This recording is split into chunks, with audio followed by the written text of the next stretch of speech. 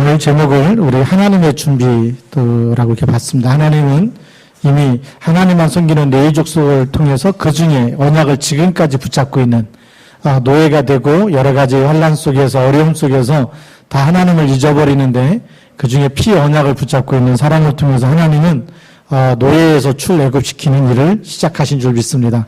그게 하나님의 준비고요. 그래서 출애굽기는 무엇 때문에 이스라엘이 노예가 되었는지 그 설명이 나와 있고 또 그럼 언제 어떻게 해서 애굽에서 나왔는지 그 부분의 설명이 바로 출애굽기의 주제가 됩니다. 그래서 첫 번째로 오늘날의 문제 세 가지 근본 문제 세 가지가 모든 나라 모든 사람에게 다 와 있습니다.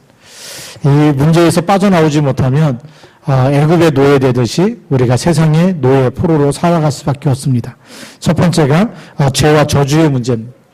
창세기 3장 사건 이후로 아담이 선악과를 따먹은 이후로 모든 사람이 죄 가운데 빠지게 됐습니다. 그래서 에베소서 2장 1절에 보면 허물과 죄로 죽었던이라고 기록되어 있고 로마서 3장 23절에 보니까 모든 사람이 죄를 범하였음에 또 로마서 3장 10절에 보면 의인은 없나니 하나도 없다라고 되어 있습니다. 무슨 얘기입니까? 창세기 3장 사건 이후로 모든 인간은 의인이 없다라는 거예요. 의인은 없나니 하나도 없다. 그 얘기는 이 원죄가 와 있다라는 거예요. 우리가 누구하고 싸우고 뭐 욕하고 그런 죄가 아니라 이미 하나님 떠난 그 순간부터 우리에게는 원죄가 와 있어요. 그래서 계속 저주가 따라올 수밖에 없고요. 두 번째로 하나님을 떠나서 지옥의 길로 가게 된 문제입니다. 하나님의 영이 떠나니까 너는 흑인은 흑으로 돌아가라 라고 창세기 3장에 얘기했는데 그래서 사람이 죽으면 흑으로 돌아가게 돼 있습니다. 근데 우리 영혼은 흑으로 돌아가는 게 아니고 우리 영혼은 하나님께로 돌아가야 되는데 그 앞에 가게 되면 심판이 있습니다. 그래서 시브리서 9장 27절에 보면 뭐라고 되어 있죠? 사람이 한 번 죽는 것은 정하신 것이고 그 후에는 심판이 있다고 되어 있습니다. 그래서 당연히 지옥 갈 수밖에 없는 거죠. 하나님 만나는 것이 구원인데 세상에는 하나님 만나는 길이 없습니다. 그리고 세 번째는 사단의 권세에 눌려있는 문제입니다. 하나님 떠나니까 종일토록 흙을 먹으라고 얘기한 게 뱀한테 한 얘기거든요. 그런데 하나님 떠난 인간에게 너는 흑인이 흑으로 돌아가라 그랬어요. 그래서 요한복음 8장 44절에 보면 너희는 너희 아비 마귀에서 났다. 그래서 너희 아비의 욕심을 너희도 행하고자 한다.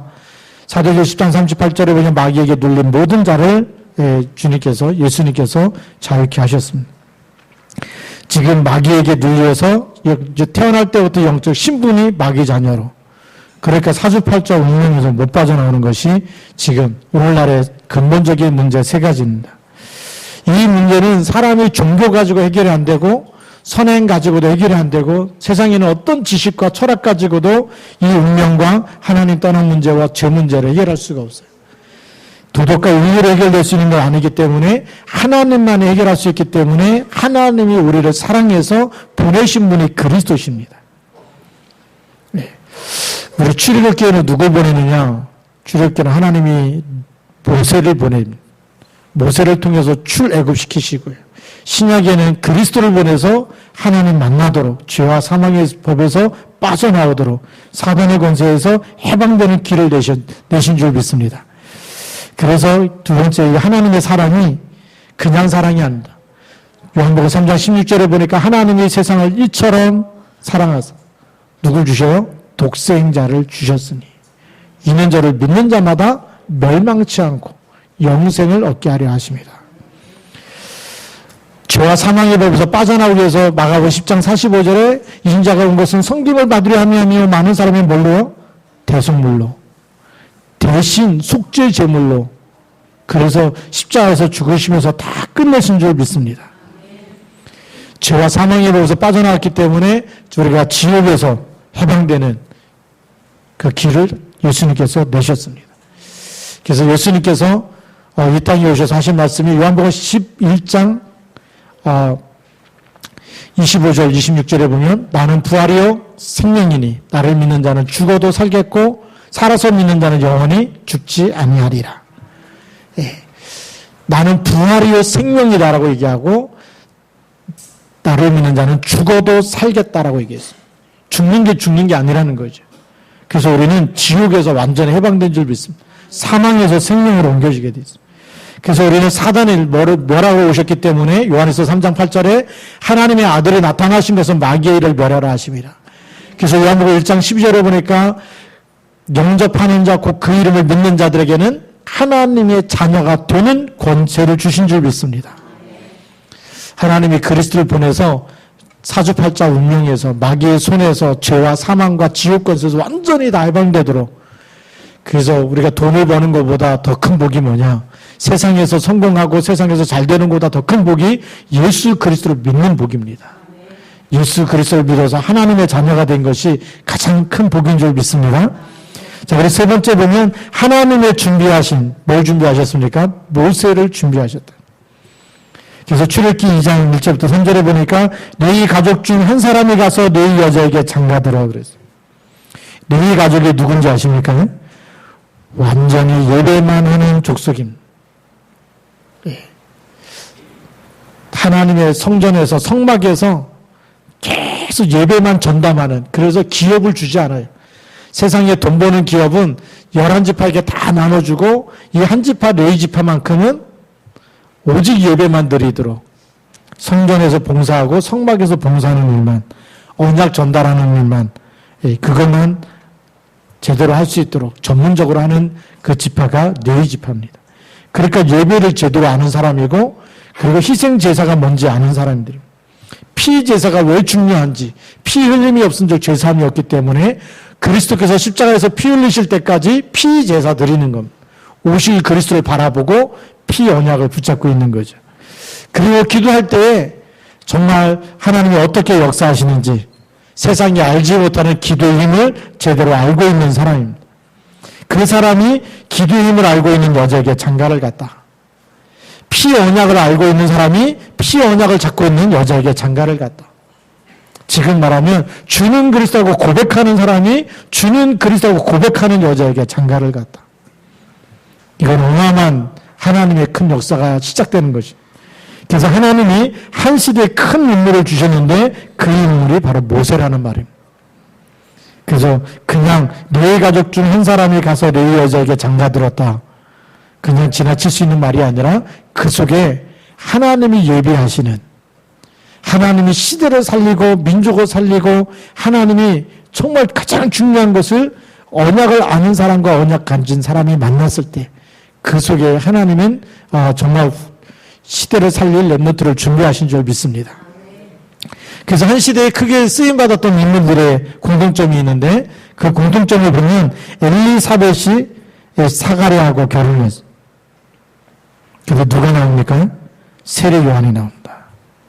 기도하는 엘리사벳에게 시대적인 인물 세례 요한을 주신 겁니다.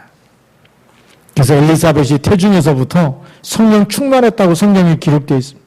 누가복음 1장 41절부터 42절에 보면 이 기록이 되어 있어요. 근데 엘리사벳과 사가랴는 누구냐? 바로 레위 지파 사람입니다. 엄청난 비밀이 이 안에 있죠. 그 안에 예수님이 오실 길을 예비하는, 광야에 외치는 자의 소리, 그리고 예수님에게 정말 세례를 베푸는 그런 중요한 인물이 이때 나옵니다. 예수님은 세례 요한 때부터 천국이 침노당한다라고 얘기하고 있죠. 그 다음에 보면 로이스와 유니게입니다. 할머니 속에 정말 이 믿음이 있었고, 그게 어머니에게 이 믿음이 있었는데, 그 믿음 가진 할머니의 어머니를 통해서 누가 태어나죠? 디모데라는 렘넌트가 태어납니다. 로마를 복음할 바울 사도를 이어서 로마를 복음할 가장 중요한 인물이 태어나게 되는 거예요. 우리가 언약을 잡고 기도하고 있다, 이거는 그냥 얘기가 아니에요. 이 언약을 후대에게 전달한다. 그래서 우리 교단에서 가장 중요한 축복 중에 하나가 명절 때마다 결혼 예비 학교가 있어요. 여러분 자녀를 시집장가 보내기 전에 가능하면 결혼 예비 학교부터 참석해서 왜 결혼하기 이전에 하나님의 언약을 붙잡아야 되는지, 그냥 전달이 아닙니다. 그냥 결혼하는 게 아니고 가문과 가문이 만나는데 언약이 전달되어지면, 언약 붙잡고 언약을 붙잡게 되면 이 한 시대에 하나님이 역사하시는 중요한 비밀이 성취될 줄로 믿습니다. 어느 집안이 망하느냐? 우상숭배를 3, 4대 하는 집안하고 우상숭배를 하면서 제사 드리는 집안하고 만났을 때 뭐가 됩니까? 정신병자, 영적 문제 있는 사람 계속 태어날 수밖에 없어요. 당연히 그런 사람이 태어날 수밖에 없죠. 왜요? 씨가 그렇기 때문에. 그 가문의 3, 4대 내려오는 그 가문의 영적인 배경 속에 후대가 태어나기 때문에. 얼마 전에 유목사님 그런 얘기 하시더라고요. 지금 아이들이 태어나면 정상적으로 태어나야 되는데 아이들이 태어나면 태어나자마자 정신병이 있는 아이들이 태어날 수밖에 없다. 뭘 보고 한 얘기일까요?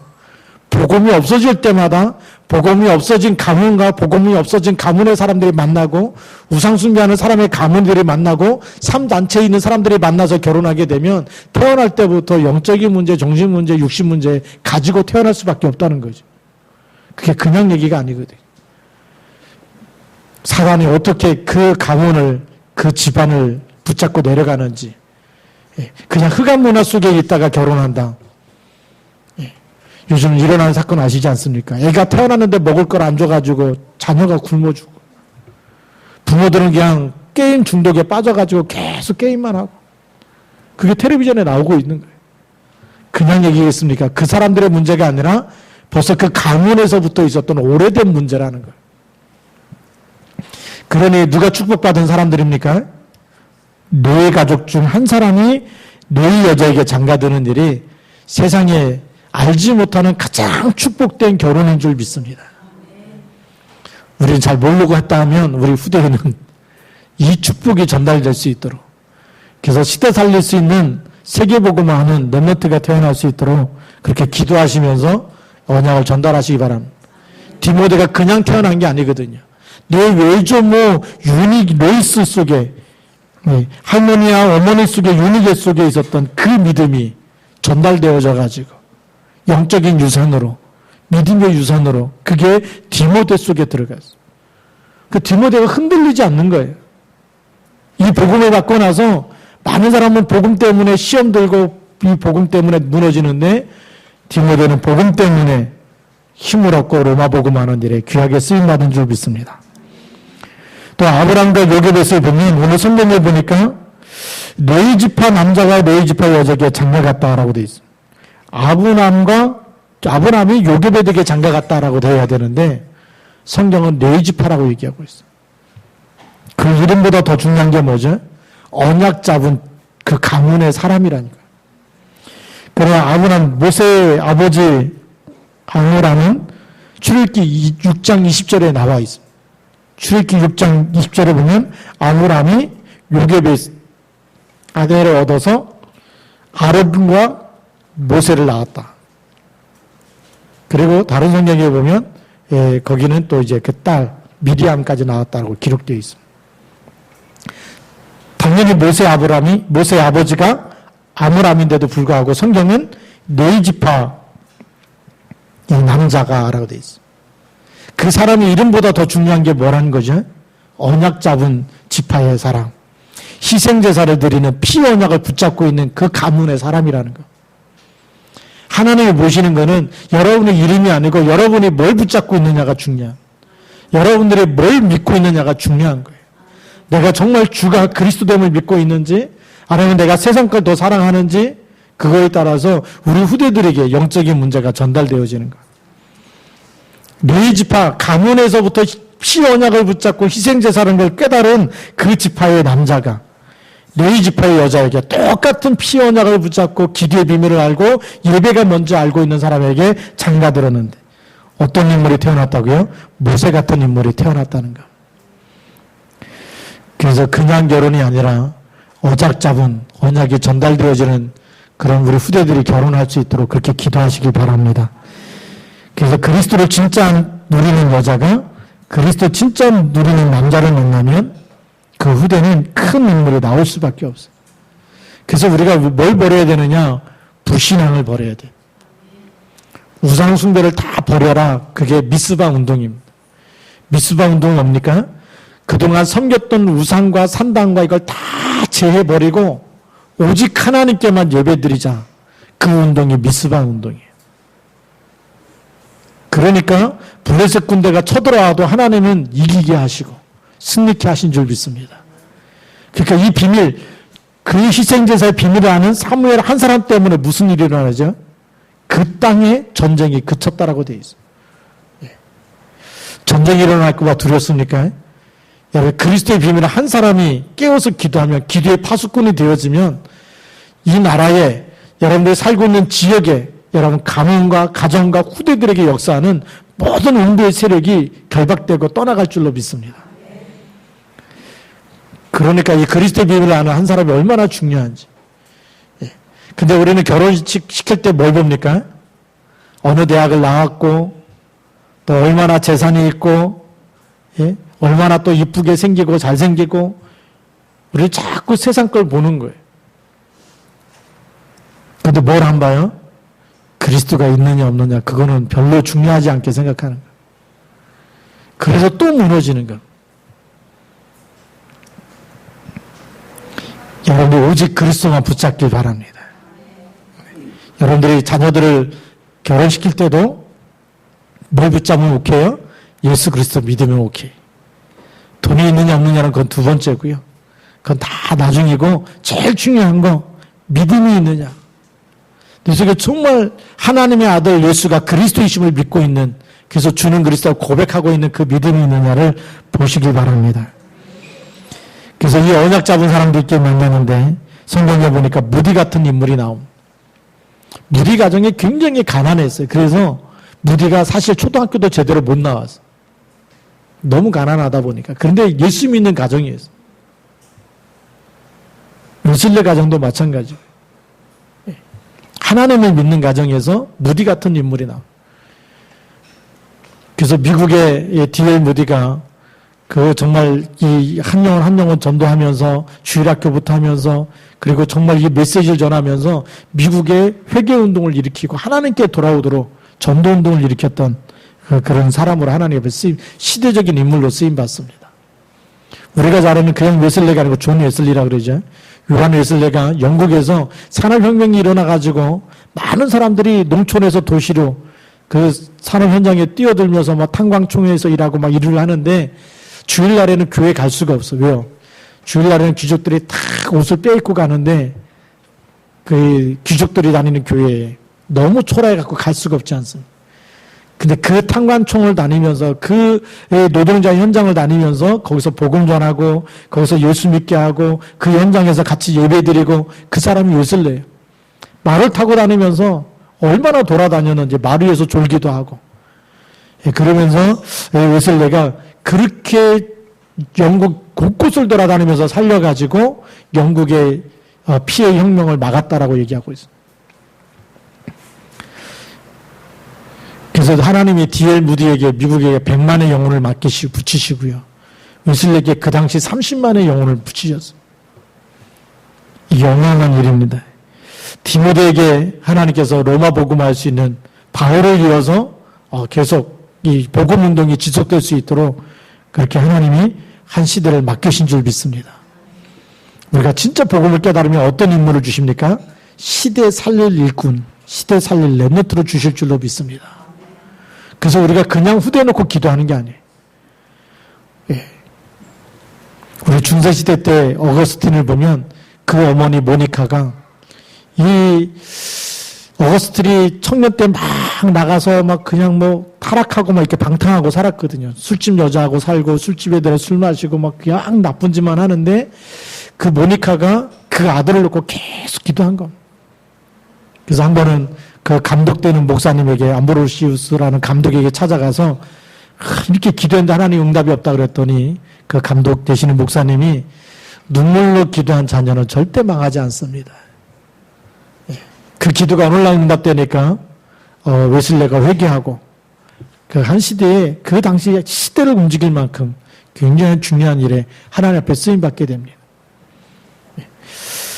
우리가 진짜 언약 잡고 기도 속에 있으면 하나님이 어떻게 역사하시는지. 그래서 그냥 내 남자가 내 여자가 아니고 하나님이 준비하신 뭘 붙잡은 사람에게요? 언약 잡은 사람에게.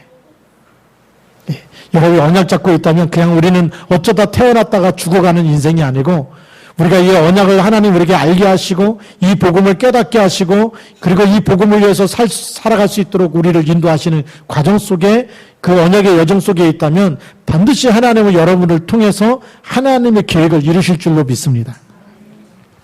그게 하나님의 준비입니다. 하나님이 준비하신 일 속에 하나님이 섭리하시고 하나님의 주권이 있겠죠. 그래서 네 번째 보면 하나님의 주권이 뭐냐? 하나님은 생명이 태어나게도 하시는. 그래서 예레미야에게 뭐죠? 태어나기 전부터 나를 지으신 하나님이라고. 우리가 잘 아는 야곱은 뭐죠? 태중에서부터 내 국민이 둘로 나누리라라고 얘기해요. 태중에서부터 하나님이 벌써 하나님의 절대 주권, 하나님이 택한 사람이 있어.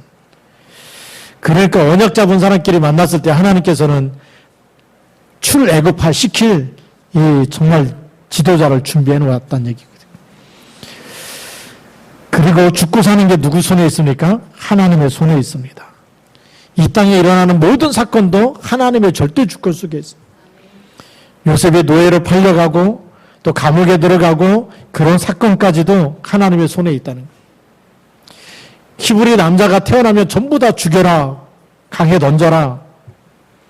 그리고 왕의 명령과 유아 살해 속에서도 산파가 히브리 남자가 태어날 때 죽이지 않고 보호해주고 하나님을 경외했기 때문에 그 속에 모세가 태어난 줄 믿습니다. 그게 하나님의 절대 주권이에요. 하나님이 산파에게 그런 마음을 주셔서 하나님을 경외하는 마음을 주고 생명을 사랑하는 마음을 주고 그렇게 해서 히브리 남자가 태어나도 살려주었던 거. 그 왕이 또 명령 내리지 않습니까? 죽이라는 명령을 내리는데 이제 더 이상 키울 수 없을 때 상자에 담아서 나일강에 떠내려 보낼 때 하나님은 왕의 공주를 예비하여서 모세를 건져냅니다. 그게 오늘 출애굽기 2장 우리가 읽었던 5절부터 6절의 말씀. 그래서 5절에 보니까 바로의 딸이 목욕하러 나일강으로 내려오고 시녀들은 나일 강가를 거닐 때에 그가 갈 때 사이에 상자를 보고 시녀를 보내어 가져다가 열고 그 아기를 보니 아기가 우는지라 그가 그를 불쌍히 여겨 그랬어요. 그렇죠. 우리의 마음도 누가 주관하시죠? 하나님께서.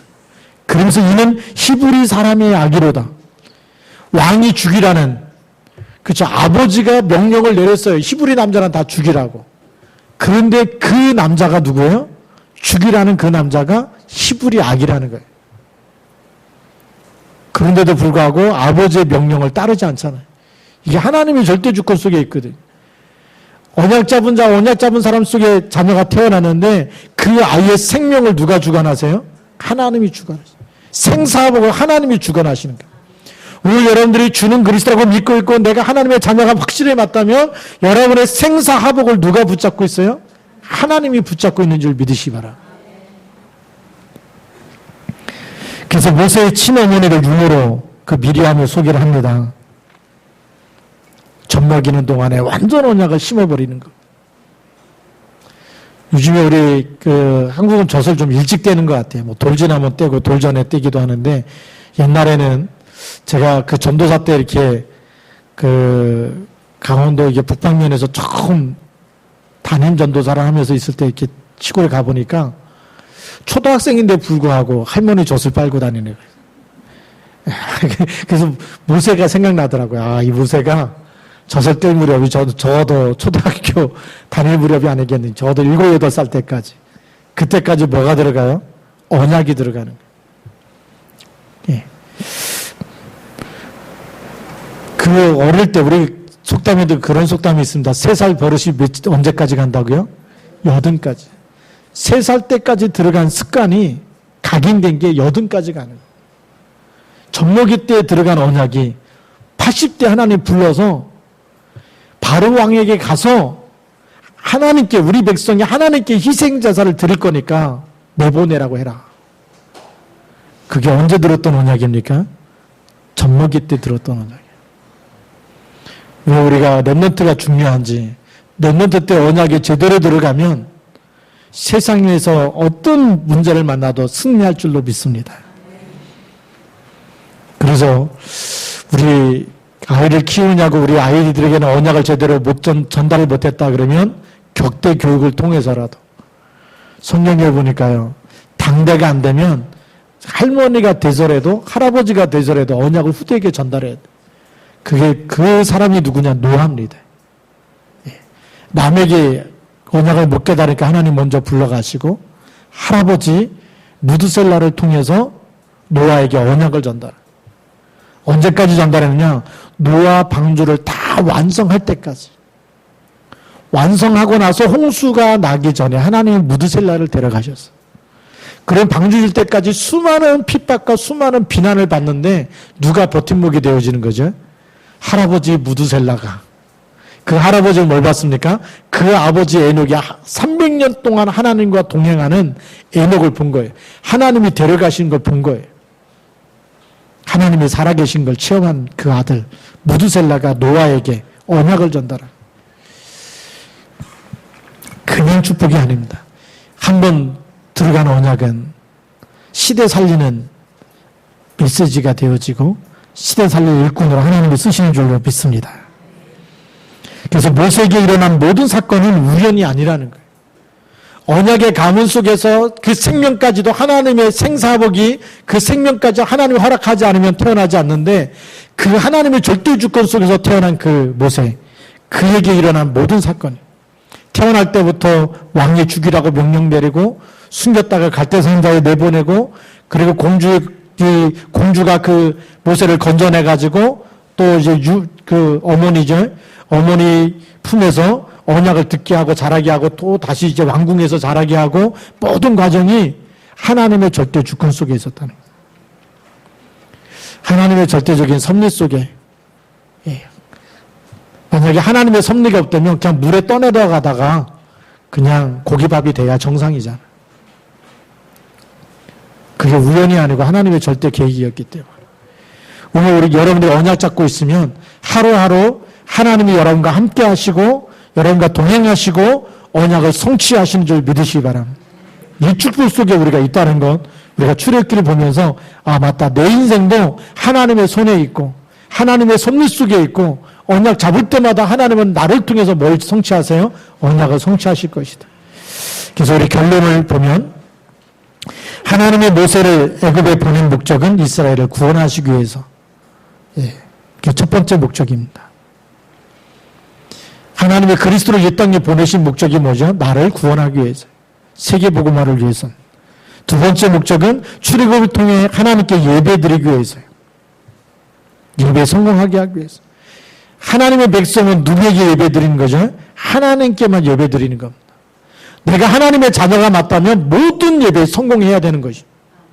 하나님의 자녀는 하나님께 예배할 때 하나님이 하늘에 속한 모든 신령한 복으로 우리에게 복을 주시는 시간인 줄 믿습니다. 하나님의 자녀가 예배 빼먹고 다른 데 가 있으면 그게 저주인 거예요. 그게 저주잖아요. 예배 드리지 않는 게 저주잖아요. 그게 재밌는 시간이 아니고 뭐 맛있게 먹기 때문에 행복한 시간이 아니라 하나님께 예배를 드리지 않는 그 시간이 내 영혼이 황폐해지는 시간. 내 영혼이 정말 이 영양실조가 되는 시간이라고 보시면. 그래서 하나님의 백성이 왜 노예가 됐느냐? 예배에 실패했기 때문에. 세 번째는 뭡니까? 희생제물 되시는 그리스도를 깨닫게 하기 위해서.